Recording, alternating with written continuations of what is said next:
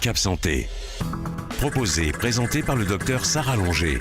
Votre nouveau magazine santé à regarder en complément d'une alimentation variée et équilibrée d'un mode de vie sain. Pour découvrir, s'informer et rester en bonne santé, suivez Cap Santé sur Web TV Info.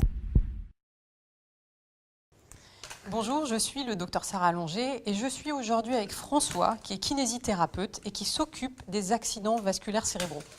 Un accident vasculaire cérébral, c'est quoi? C'est une artère qui se bouche dans le cerveau parce qu'il y avait une mauvaise irrigation et la conséquence de ça, ça peut être une hémiplégie. Ça veut dire que tout le bras, toute la jambe ne fonctionne plus. Il peut y avoir une paralysie faciale, on a la bouche un petit peu déviée ou alors on a du mal à parler.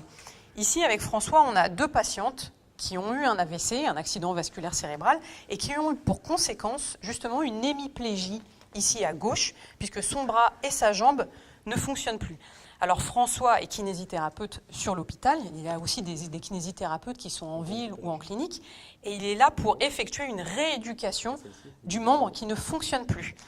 Donc François, quand tu utilises justement la kinésithérapie pour les patientes qui ont eu un accident vasculaire cérébral, qu'est-ce que tu fais précisément? Mais on fait une rééducation, on fait d'abord des évaluations en fait, des patients, d'abord un bon bilan pour savoir quels sont les troubles, les incapacités, les capacités.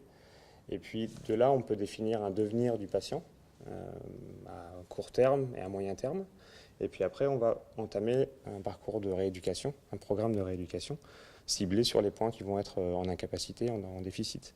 Et ça peut être de la sensibilité, les troubles de la sensibilité, les troubles du langage avec les orthophonistes ou avec des ergothérapeutes pour des troubles de la propriétion fine. Voilà. Et puis après, ça va être toute la partie motrice. Et la partie motrice, ça va être réintégrer des schémas moteurs, reconstruire des schémas moteurs pour les patients, soit au niveau de la marche, soit au niveau de la préhension, soit au niveau de la direction d'un mouvement, de la coordination.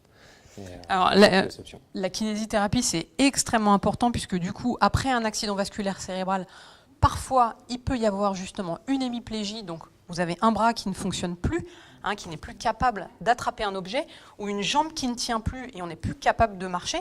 Et on va se diriger par exemple vers madame qui a elle aussi eu un accident vasculaire cérébral et où on peut remarquer justement que son bras gauche ne fonctionne plus alors que le bras droit peut se plier facilement et elle peut serrer des objets.